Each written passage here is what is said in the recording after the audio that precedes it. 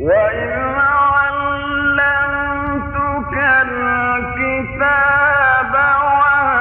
وَالْحِكْمَةَ وَالتَّوْرَاةَ وَالْإِنْجِيلَ وَإِذْ تَخْلُقُ مِنَ الطِّينِ كَهَيْئَةِ الطَّيْرِ بِإِذْنِي فَتَنفُخُ فِيهَا فَتَكُونُ طَيْرًا بِإِذْنِي.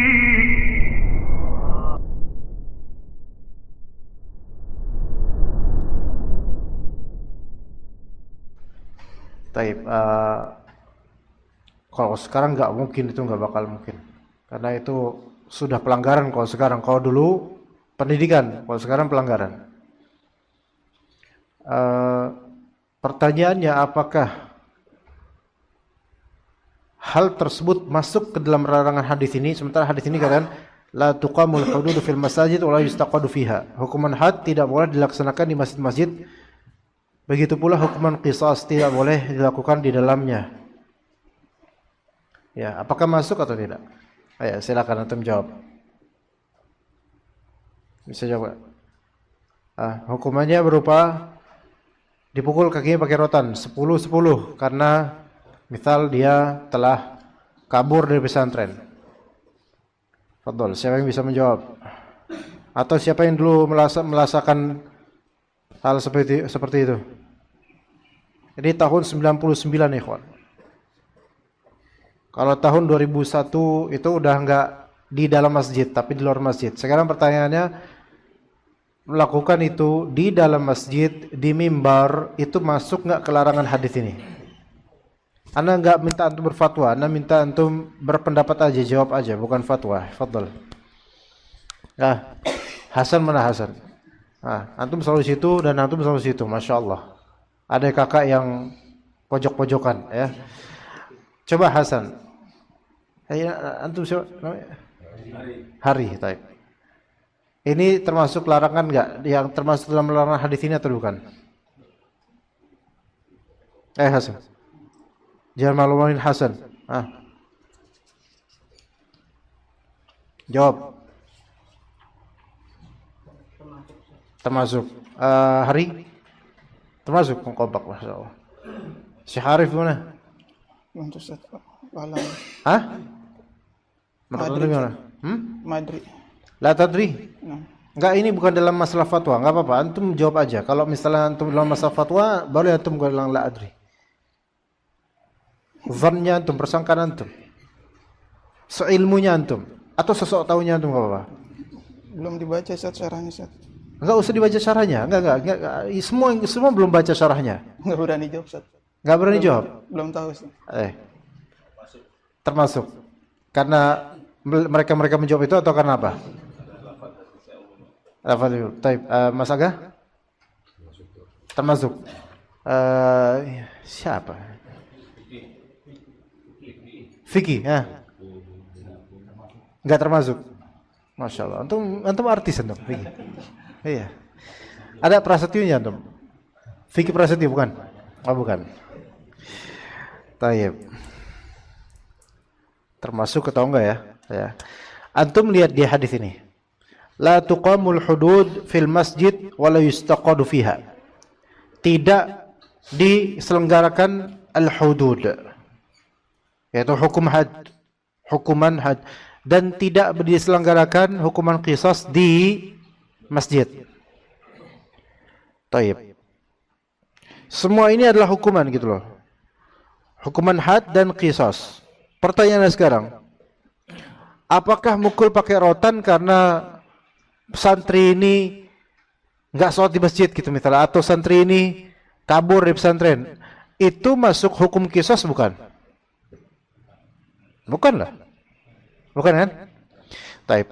Itu masuk hukum had bukan? Di sini mungkin antum hukum apa hukum had?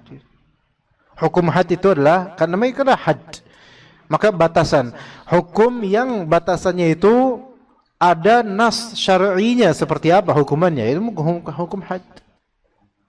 Ya. Tapi sekarang biar clear, hukuman itu ada 3 macam. Uqubah ada 3 macam.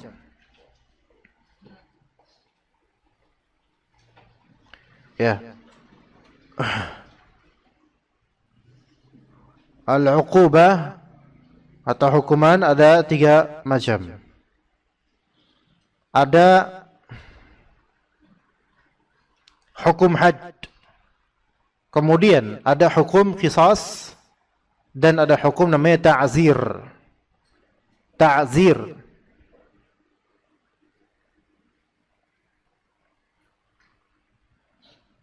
Ya, ta'zir.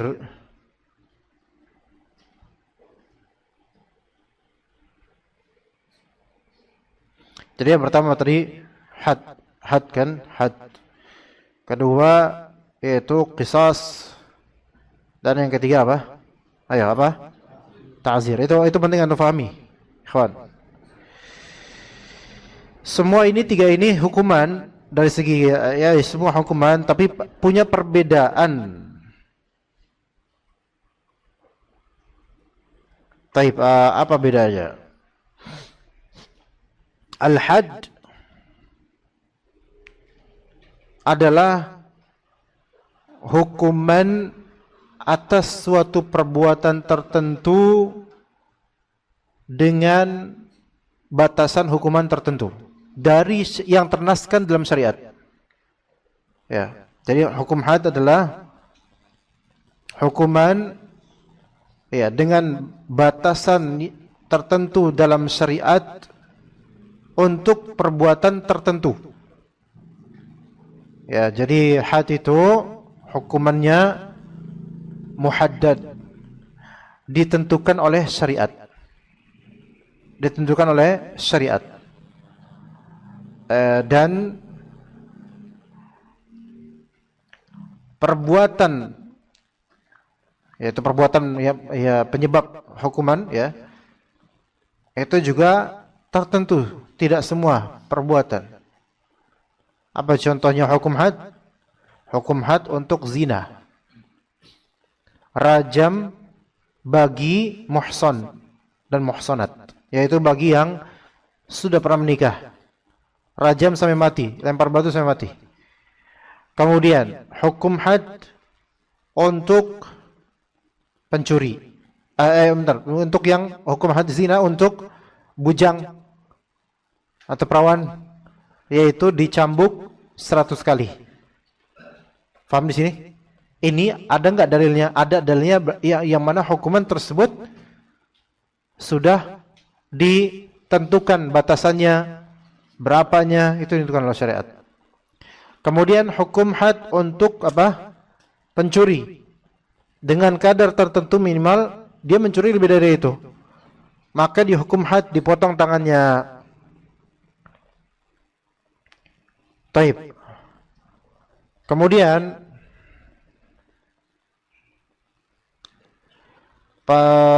hukum had untuk pelaku homo. Apakah ini hukum had atau ta'zir? Maka khilaf di antara ulama. Wallahu a'lam.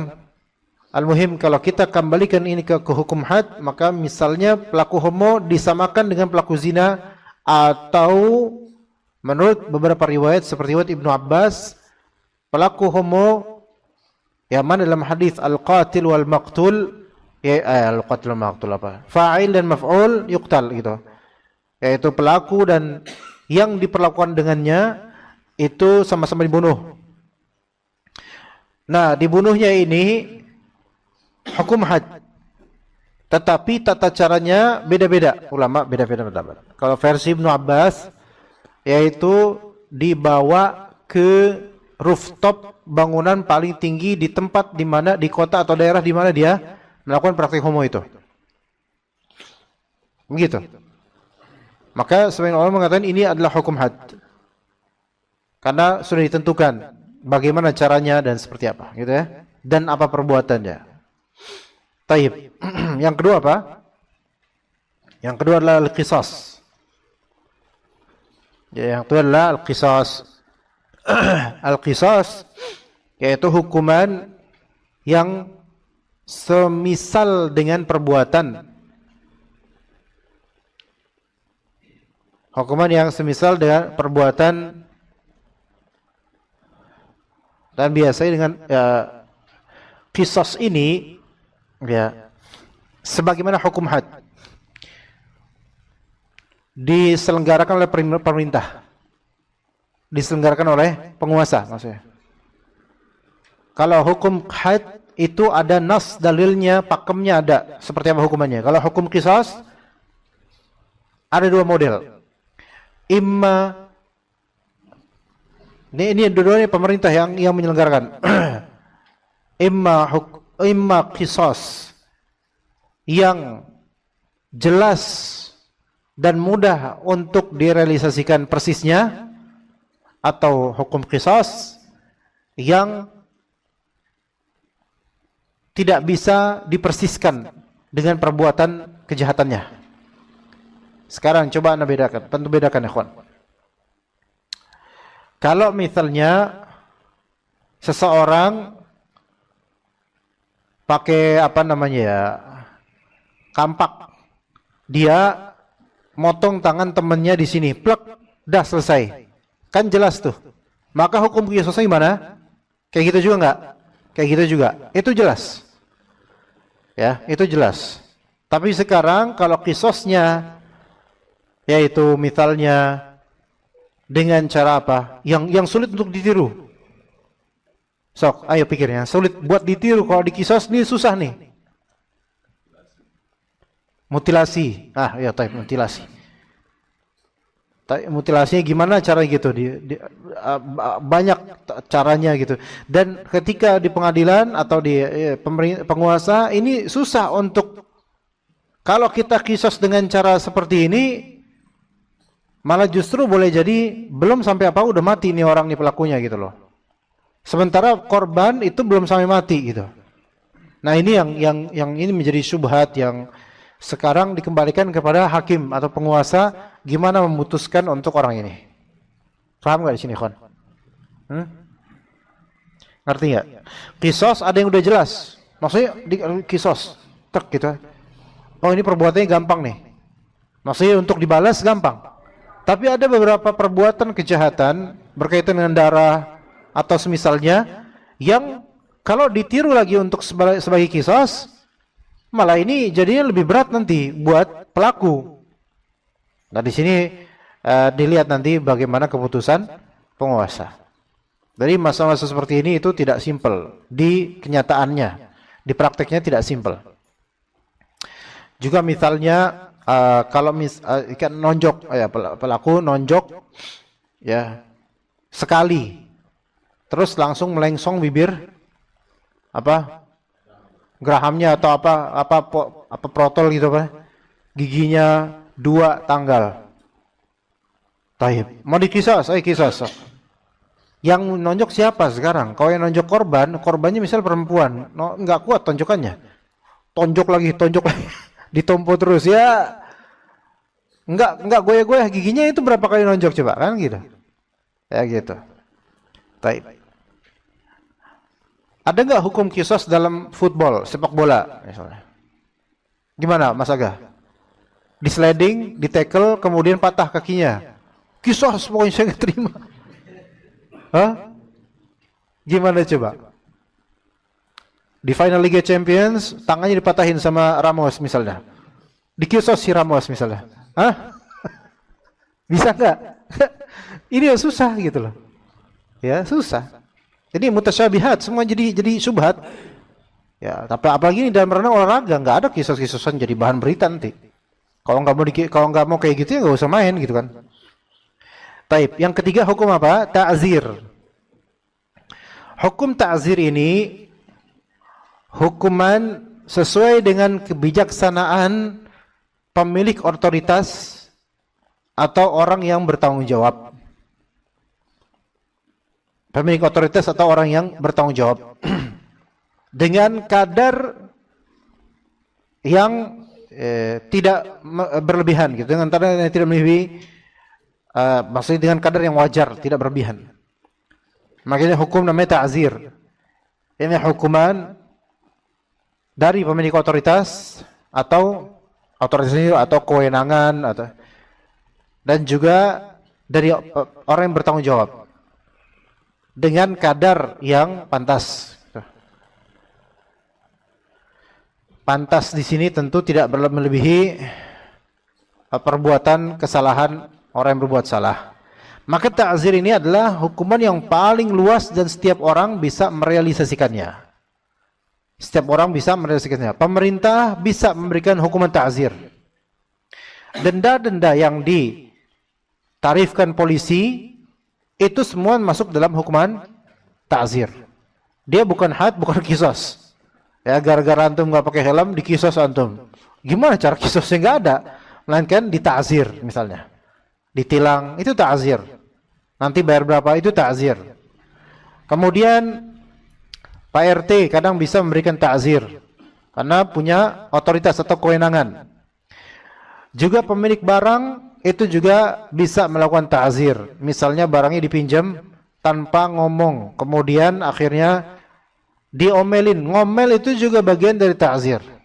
Pernah gak antum ngelihat sineri atau pemandangan emak-emak ngomelin anaknya dan anaknya gini aja nunduk? Pernah gak? Pernah, karena itu antum dulu kayak gitu. Nah, itu diomelin kayak gitu termasuk ta'zir. Enggak dikasih uang jajan sepekan, itu ta'zir termasuk. Jadi ta'zir itu bentuk hukuman yang sangat luas. Enggak mesti fisik. Kadang-kadang sedikit bagian dari mental, kadang-kadang yaitu ada yang dikurangi dan seterusnya. Maka ini semua bagian dari ta'zir. Jadi penguasa, hakim juga bisa memberikan ta'zir. Ya, bisa memberikan ta'zir sesuai dengan kebijaksanaan. Seorang bapak, ibu juga bisa memberikan ta'zir pada anaknya. Guru di sekolah bisa memberikan ta'zir pada muridnya. Misalnya kalau muridnya terlambat, kemudian disuruh diri oleh gurunya. Kalau guru terlambat, gimana dong? Kayak anak tadi. Ayo, mau apa? Nah, itu ta'zir. Jadi luas. Nah, ta'zir itu bisa dilakukan di mana saja. Bisa dilakukan di mana saja. Sementara larangan di hadis ini yaitu hukuman nomor pertama dan kedua saja. Faham di sini, ikhwan? Boleh enggak misalnya guru atau ustadz ngajar di masjid, ngajar tahsin. Terus ada si panjul ini dia salah mulu, maka dihukum, disetrap sama gurunya, kamu diri. Karena kamu lalai terus. Ta'zir bukan ini? Ta'zir, hukuman. Tapi dia bukan had, bukan qisas. Taib, hukumnya apa? Maka boleh. Selama itu memang pantas dan wajar. Pantas dan wajar. Nah, kembali ke yang kasus tadi, ketika dipukul dengan rotan karena kabur dari pesantren, maka apakah ini boleh? Zahirnya wallahu alam boleh, tidak termasuk dalam larangan ini. Tapi alangkah baiknya itu tidak dilakukan di masjid, karena ketika itu yang kita hadapi, hal tersebut memang tujuannya buat ngehukum, bukan seperti kelas tahsin tadi. Kelas tahsin diadakan buat belajar, bukan buat ngehukum. Tapi pengumuman dimajukannya santi-santi ke depan untuk dihukum, ini adalah untuk menghukum. Maka sebaiknya jangan di masjid, mungkin di teras aja nggak apa-apa. Ya seperti itu, wallahu a'lam. Makanya itu tidak terjadi lagi sekarang. Taib, antum harus ingat-ingat 3 klasifikasi hukuman tadi, ikhwan. Ketika antum menghukum istri antum misalnya karena nusyuz atau hal lainnya, maka entah itu hukuman berupa kalimat atau nafkah dikurangi atau hal-hal lain, maka ini masuk dalam apa? Ta'zir, bukan hukuman qisas. Bukan hukuman qisas. Ya. Pengasingan itu juga termasuk hukuman ta'zir. Ya, al-hajar, pengasingan termasuk hukuman ta'zir, karena itu tidak ditentukan kadarnya oleh syariat, itu dikembalikan kepada pemilik otoritas atau penanggung jawab. Ya, kalau misalnya istri antum melakukan suatu tindakan yang antum tidak ridha, kemudian antum hukum dengan tidak berbicara dengannya misalnya, maka ini masuk dalam ta'zir. Dikatakan oleh Rasulullah, tuqamul hududu fil masajid wa la yustaqadu fiha. Ya, tidak dilaksanakan hukum had di masjid juga qisas. Dan hadis ini hadis dhaif. Hadis ini hadis dhaif. Namun Syekh Albani rahimahullah beliau memberikan beberapa syawahid, yaitu beberapa penguat dari hadis-hadis lain dan makna-makna lain yang secara makna ini sesuai dengan maslahat syar'iyyah. Karena apa? Karena masjid itu didirikan bukan untuk mengadakan hukuman. Bukan untuk mengadakan hukuman. Masjid didirikan untuk zikir, qiraah. Itu zikir, baca Quran, salat, amar ma'ruf nahi munkar. Kalau amar nahi munkar tersebut ada sisi murni hukuman, maka yang afdal jangan di masjid. Ya, ini menjadi larangan dan zahirnya ini haram. Zahirnya ini haram. Ya. Kemudian iqamah al-had fil masjid, yaitu menunaikan hukum had fil masjid. Yang mana hukum had itu bisa misalnya hukum had dipecut atau dirajam. Kalau dipecut mungkin darah keluar bisa, ya. Dirajam, wah itu lebih-lebih. Bahkan dalam hadis Nabi SAW ada juga yang dirajam, kemudian darahnya sampai ada muncrat. Sementara darah itu menurut jumhur fuqaha, darah itu najis. Dan menghindarkan najis dari masjid itu wajib. Maka dengan logika ini menunjukkan bahwa saya menjalankan hukum had di dalam masjid itu haram. Karena itu akan menjadi talwith, yaitu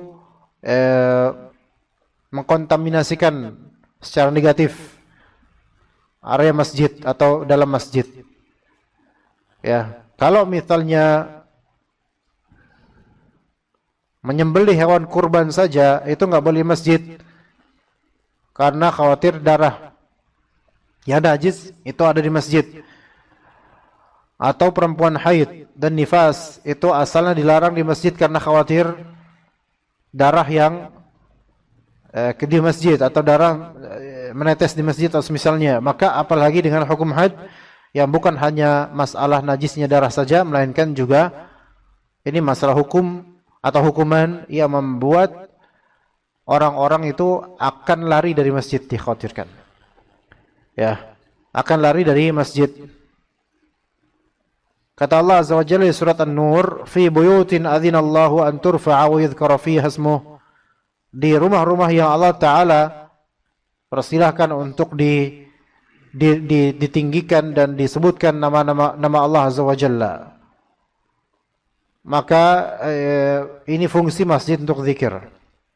Fungsi masjid untuk mengagungkan Allah Subhanahu wa Ta'ala dan supaya orang-orang fokus untuk beribadah di sana. Adapun jika diselenggarakan hal-hal seperti ini, maka masjid ini akan menjadi tempat yang sasaran fitnah, terutama bagi orang-orang kafir.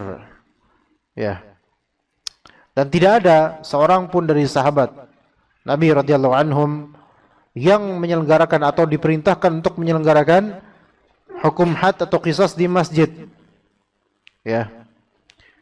Ketika Ma'iz ini salah satu sahabi yang menyerahkan diri dan mengklaim diri telah berzina dan siap untuk dihukum had, datang ke Rasulullah SAW dan beliau sedang di masjid.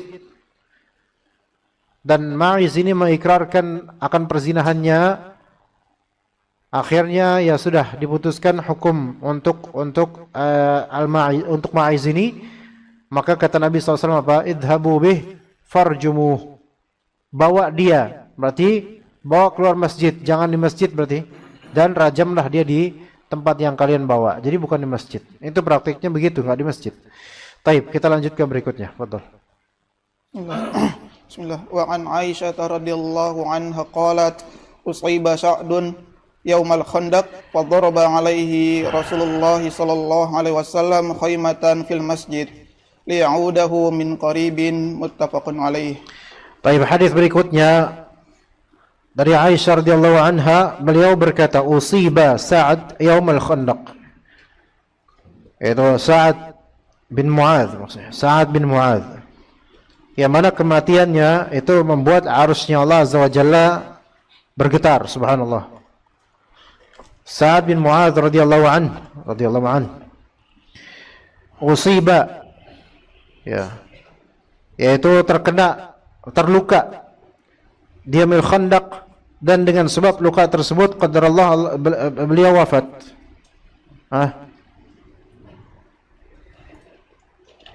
Iya, beliau wafat. Dan beliau wafatnya di dalam tenda itu. Jadi saat terluka pada perang Khandaq, lalu Rasulullah SAW mendirikan tenda untuknya di masjid agar bisa menjenguknya dari dekat. Taib. Jadi diadakan apa di situ nanti? Diadakan tenda di masjid. Khaymatan fil masjid, itu menunjukkan bahwasanya ini di dalam masjid, bukan di luar masjid. Fil masjid berarti di dalam masjid. Bukan di dalam area masjid, di dalam masjid. Karena istilah di area masjid ini istilah sekarang aja. Kalau dahulu masjid bangunan dah gitu aja. Ya, enggak pakai pekarangan, enggak pakai apa enggak. Pekarangan itu area masjid, bukan masjid. Parkiran itu area masjid, bukan masjid. Maka ini di dalam masjid, tenda di dalam masjid, maka hukumnya boleh. Ini menunjukkan bolehnya mendirikan tenda di dalam masjid jika ada maslahat. Jika ada maslahat.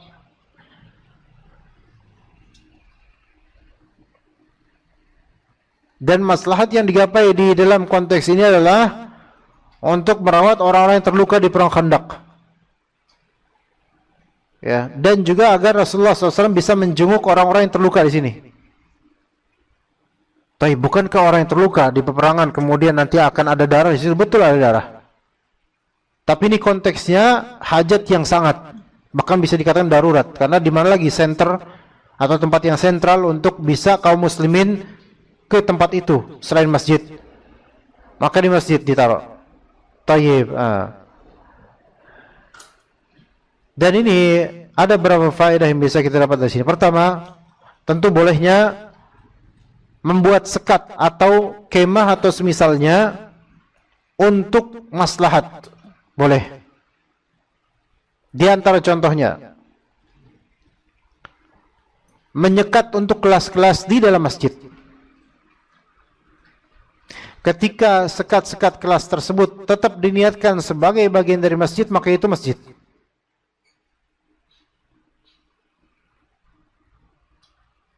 Maka itu termasuk masjid. Menyekat kelas berarti di sini ada penyekatan, yaitu entah dengan kain, entah dengan kayu, bahkan entah dengan tembok. Tapi itu udah bagian room atau ruangan masjid juga. Maka ini termasuk bagian dari masjid. Jika masih meniatkan itu bagian dari masjid. Ya. Ini ada di beberapa pesantren seperti itu. Dulu di Al-Irsyad juga seperti itu. Di Masjid Al-Fadl. Sekarang masjidnya luas banget, Masya Allah. Dulu disekat, bagian samping selasar itu disekat. Bagian masjid juga disekat. Kemudian dijadikan fusul atau fasal, ya, apa? Kelas-kelas gitu. Ya. Sebagian santri belajar di situ. Maka hal ini boleh untuk menggapai maslahat. Adapun jika tidak ada maslahatnya dan tidak ada hajat, maka tidak boleh, kembalikan kepada fungsi asalnya masjid. Ya begitu. Taib, Anda menemukan di salah satu masjid di daerah Cinere, ya. Anda rutin kajian di sana. Ketika Ramadan sekarang kemarin 1445 bukan? Sekarang 1444 berapa, Pak? 46. Oh, berarti Ramadan kemarin 1445. Iya. 1444. Ya, berarti Ramadan sebelumnya. Ada tarawih di masjid tersebut yang biasa isi kajian, dan di 10 terakhir ya. Ada teman khaymah, yaitu kemah.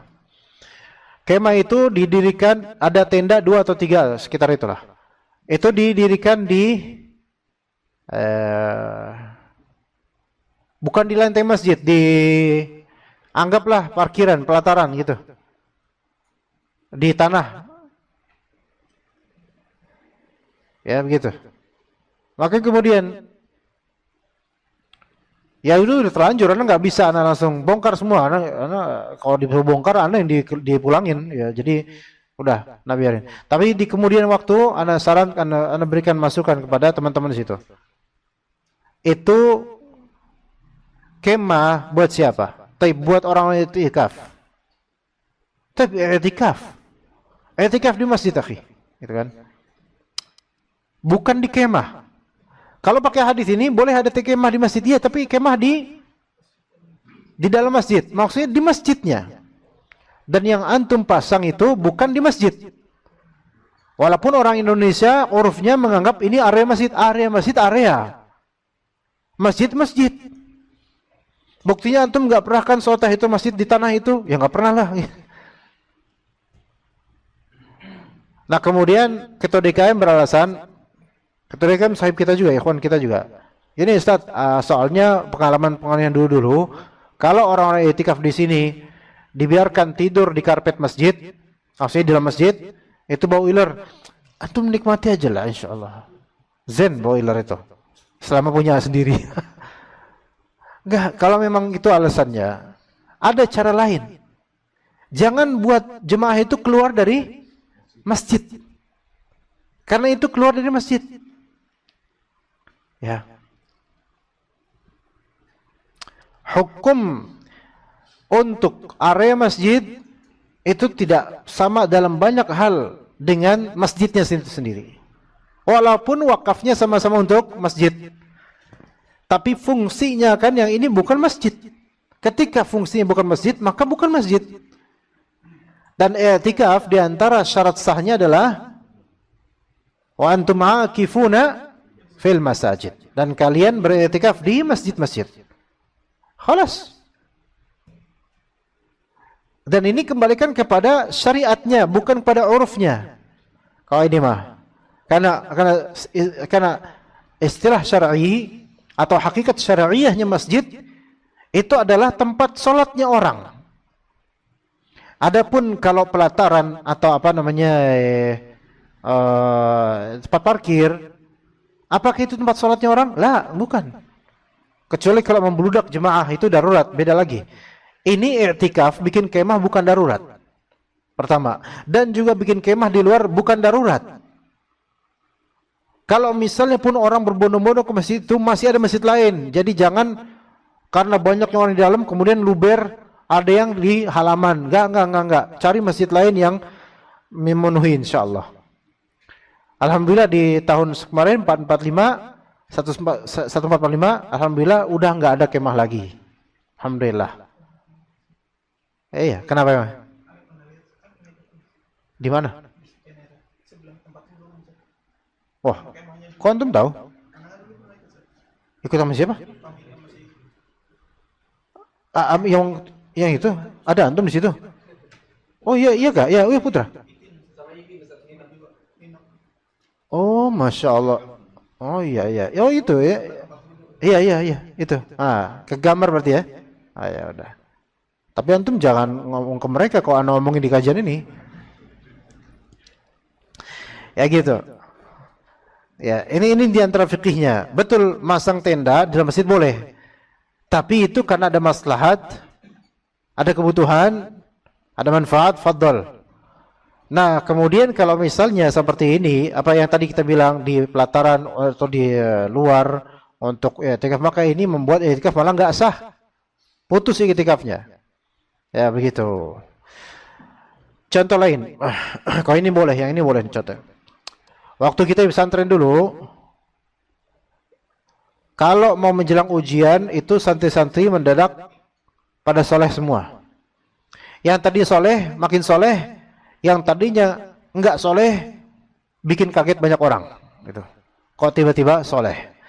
Nah, karena pengen ujian akhir semester, ujian semester gitu, akhirnya banyak dari santri memesan tempat di masjid. Atau di pojok-pojok bagian selasar yang memang masih lantai masjid. Mereka kemudian pakai matras, terus tidur di situ, sering di situ, bermalam di situ. Pertanyaannya, hal itu boleh nggak kalau dilihat dari hadis ini? Boleh atau tidak? Bukan kemah, tapi matras, bantal, guling, kayak tempat tidur gitu. Boleh atau tidak? Boleh? Boleh. Apakah itu bernilai i'tikaf atau tidak? Bernilai i'tikaf. Tapi i'tikaf bukan Ramadan. Bukan i'tikaf itu, kata para ulama, disyariatkan untuk kapan malam pun. Kapanpun. Karena antum meniatkan mendekam agak lama di masjid, maka itu sudah semakna dengan nilai i'tikaf. Maka itu boleh. Tapi i'tikaf di akhir Ramadan atau di 10 terakhir Ramadan, maka ini yang paling spesial. Ya, seperti itu. Nah, kemudian Sa'ad bin Mu'adz itu wafat di masjid, berarti di kemah di masjid radhiyallahu anhu. Baik, kita lanjut, fadhal. Wa anha qalat ra'aitu Rasulullah sallallahu alaihi wasallam yasturuni wa ana anzuru ila al-habasyah yal'abuna fil masjid. Al-hadis muttafaqun alaih. Baik, hadis Aisyah lagi radhiyallahu anha, beliau berkata, ra'aitu Rasulullah SAW yasturuni. Saya melihat Rasulullah SAW menutupi saya. Ya. Yasturuni, ya.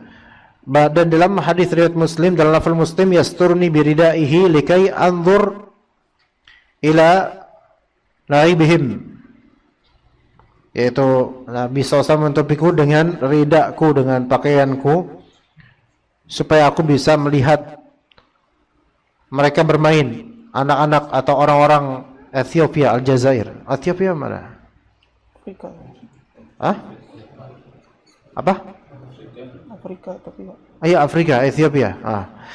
Bermain-main di masjid. Ini maksudnya menutupiku, maksudnya apa? Gini. Ada orang-orang Ethiopia pada bermain-main di masjid. Ya. Aisyah pengen lihat. Maka ditutupin oleh Rasulullah. Loh, ditutupin kan mau ngeliat. Ya, iya, ini maksudnya adalah, ya, ini ridaknya, Rasulullah punya ridak, ya, semacam selendang lebar gitu. Ya. Rasulullah terus ditutupin bagian mukanya Aisyah radhiyallahu anha biar bisa keluar dan melihat. Jadi Aisyah nggak kelihatan wajahnya. Paham nggak maksudnya apa? Nggak paham? Di sini paham ya? Ada ulangi yang bagi yang nggak paham. Jadi Aisyah pengen lihat nih orang-orang Ethiopia, anak-anak Ethiopia pada main di masjid.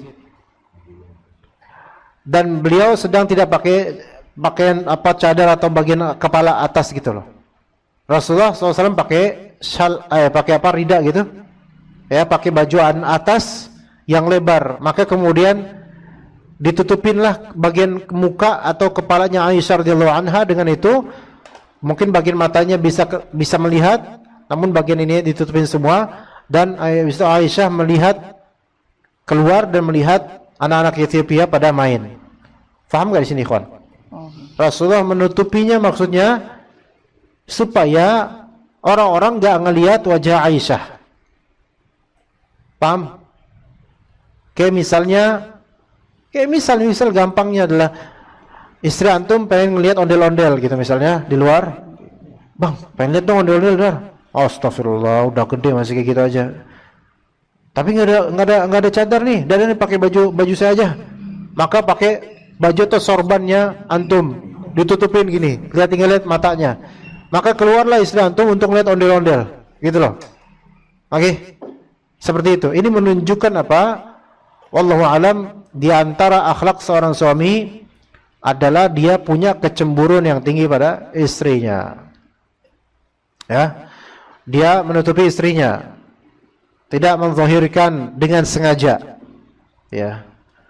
Adapun jika istri ternyata sudah suami warning wanti-wanti, kecolongan suami itu kemudian menzahirkan aurat atau wajahnya di media sosial tanpa sepengetahuan suami, maka itu urusan dia dengan siapa?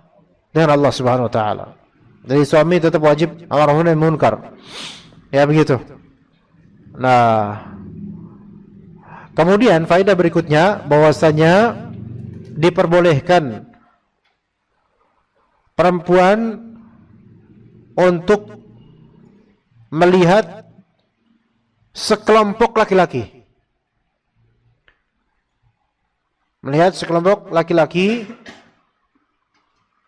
tanpa rinci satu persatu. Faham ya, ikhwan? Kayak gini, sekelompok laki-laki tanpa mendetail rinci satu persatu, maksudnya diperhatiin satu-satu oleh perempuan, ini nggak boleh. Ya. Adapun kalau misalnya perempuan melihat ke laki-laki karena ada hajat, selama tidak terfitnah maka boleh.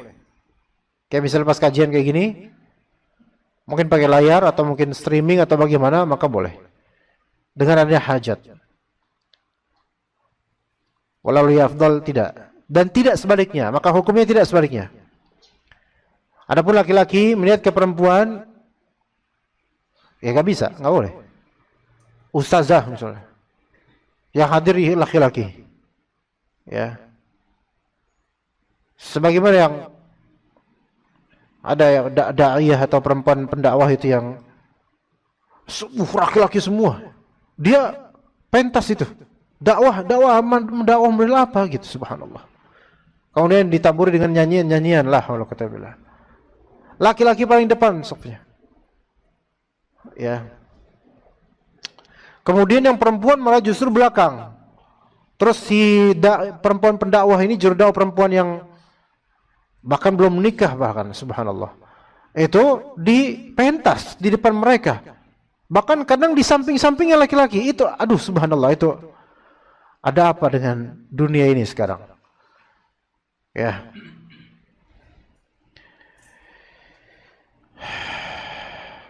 Jadi kalau misalnya perempuan ini melihat ke wajah laki-laki dengan adanya syahwat, maka jadi haram. Taib, apa mungkin perempuan kayak gitu? Ya mungkin. Apalagi kalau antum ganteng misalnya. Atau mungkin enggak, kalau antum enggak ganteng, tapi tetap perempuan ini bersyahwat untuk melihat antum. Mungkin enggak, ikhwan? Mungkin. Karena manusia. Mungkin libidonya tinggi atau gimana. Maka itu tetap enggak boleh, walaupun tidak tampan. Ya. Suf, buktinya yang kemarin yang apa tuh, yang Fulan lah, nggak usah disebut namanya karena terlalu sering namanya disebut di media sosial. Mohon maaf, kesamaan nama itu nggak aksidental ya. Itu sampai bisa mengapai ya, sampai bisa mengapai banyak perempuan, padahal apa, disabilitas. Coba Anda sampai ke berita, ini perempuan mana yang mau gitu loh. Bukan nanya kok kita nggak bisa, jangan ngomong kayak gitu. Ini kita aja yang alhamdulillah Allah kasih yang lebih baik insya Allah untuk diri kita. Allah jaga dari hal seperti itu gitu. Kok ini bisa gitu loh, sampai dibahas oleh beberapa psikolog dan seterusnya. Subhanallah, ini menunjukkan bahwasanya bukan masalah ganteng atau enggak sekarang deh, tapi mau apa enggak gitu loh. Iya, kadang ya sudahlah, sulit.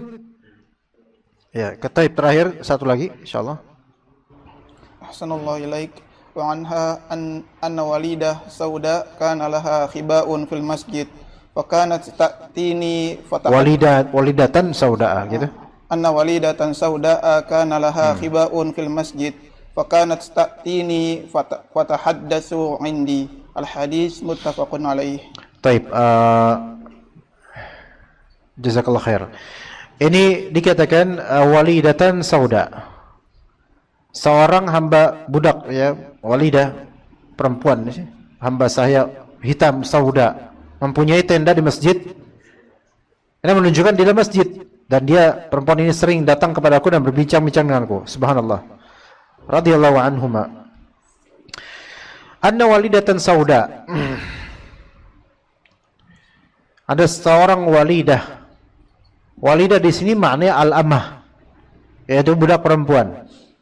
Ya, budak perempuan.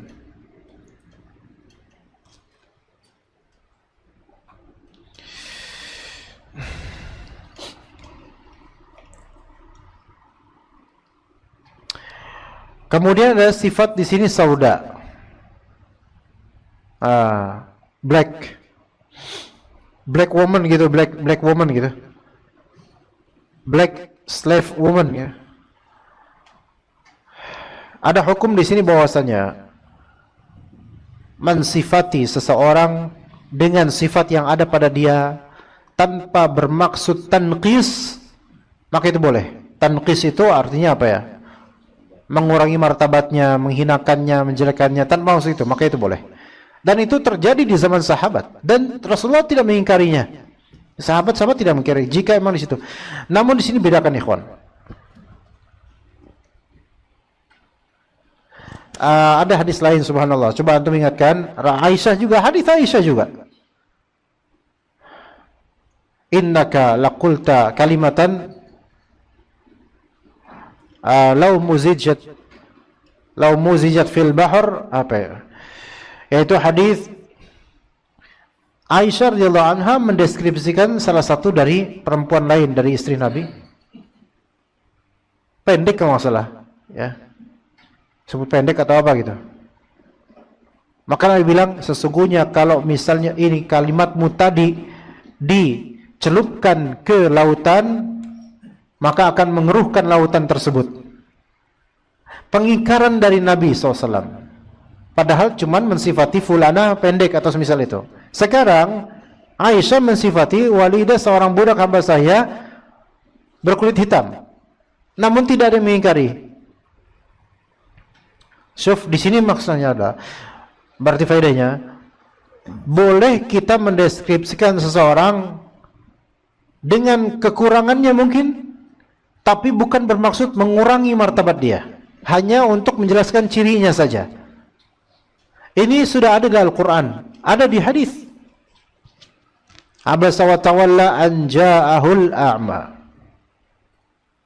Nabi SAW berbuka masam dan berpaling karena datang orang yang buta. Buta itu kekurangan. Dan Allah Subhanahu wa taala menyebutkan orang yang buta ini dengan lafal al-a'ma, sifat butanya. Tapi tidak bermaksud, tidak ada tujuan untuk mengurangi derajat orang buta ini. Maka itu boleh. Ya. Apalagi kalau itu sudah masuk dalam julukan yang populer dan orang itu ridho, maka itu nggak masalah. Ya. Misal di Sunda udah jadi julukan si hidung.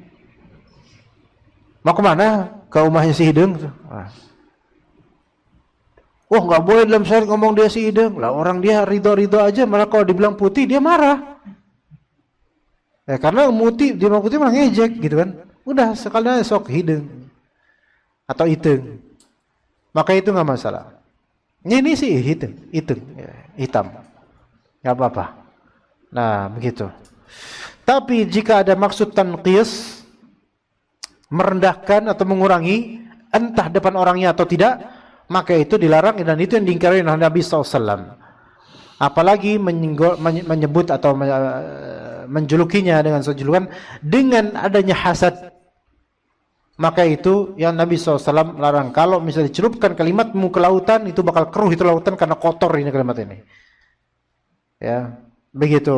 Dan dari faedah dua hadis yang Anda sebutnya ini dan juga hadis yang tentang pengingkaran Nabi tadi menunjukkan bahwasanya kalimat itu bisa dipelajari oleh pendengar dan pendengar kadang-kadang dimaklumi untuk memvonis orang yang mengucapkan kalimat. Paham gak ikhwan? Karena Nabi SAW ketika Aisyah radhiyallahu anha mengucapkan fulanah yang pendek itu, maka Nabi mengingkari, yang menunjukkan Nabi tahu maksud dari kalimat itu karena kalimat atau ucapan ada terjemahan isi hatinya. Begitu. Begitu. Makanya manusia itu kerap kali baru kita kenal setelah dia ngomong. Karena kalau dia nggak mau ngomong, kita nggak kenal dia. Coba antum ketika di bis keluar kota, duduk blek samping antum nggak pernah ngomong, antum nggak bisa menilai dia kayak gimana. Dia nggak mau ngomong. Mas, mau kemana mas? Sono. Oh iya sama mas. Udah gitu dong. Apakah antum mau bilang, oh kayaknya ini radionya beda deh, kita rojak dia RI, nggak mungkin ngomong kayak gitu. Karena apa? Nggak tahu. Iya. Kita ketemu orang cingkrangan. Assalamualaikum. Waalaikumsalam. Oh iya iya. Langsung pisah. Apakah kita bisa bilang ini pasti ngajinya di Depok nih? Hah? Dia nggak menginfokan apa-apa, nggak ada indikasi apa-apa. Ya udah. Gitu kan? Tapi ketika seorang ngomong, disitulah baru kita bisa menilai dia, gitu kan? Kemudian juga kata Nabi SAW, Inna minal bayani la sihra. Sesungguhnya di antara penjelasan adalah sihir. Dari mana kita tahu itu adalah suatu sihir? Maksudnya sihir sini bisa menghipnotis atau bisa mempengaruhi orang. Dari apa? Dari kalimatnya. Ya. Maka seseorang dinilai dengan kalimat yang dia ucapkan. Taib. Faedah dari hadis ini adalah bahwasanya perempuan boleh tinggal di masjid. Perempuan boleh tinggal di masjid.